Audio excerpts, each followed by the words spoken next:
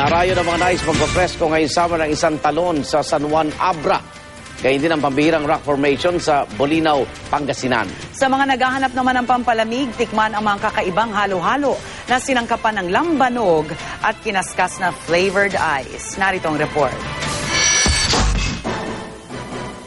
Sa liblib na barangay ng Baog sa San Juan Abra, nagkukubli ang Sublian Falls. Galing sa bundok ang malinis na tubig nito, kaya sulit at presko raw maligo rito. Pwede ring magpiknik sa mga naglalakihang bato rito, pero mahigpit na ipinagbabawal ang magkalat.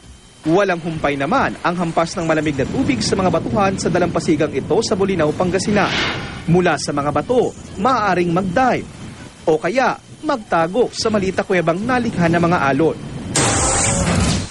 Matapos ang pamamasyal, masarap magpalamig sa paborito ng mga Pilipino, ang halo-halo. Pero ang isang halo-halo sa Ligao City, Albay, may espesyal na sangkap, isang shot ng lambanog o coconut wine. Approve naman daw ito sa mga nakatikim na dahil napapalutang daw ng lambanog ang lasa ng mga sangkap sa halo-halo. Sa Cebu City naman, binabalik-balikan ang halo-halo ni Dominador Deluvio dahil flavored na ang yelo nito. Sa halagang 40 piso, maaaring mamili sa 12 flavored ng crushed ice, gaya ng cookies and cream, melon, pandan, chocolate, at ube. Bila-bilaong kakanin na may iba't ibang kulay at mahabang mesang puno ng napakaraming pansit.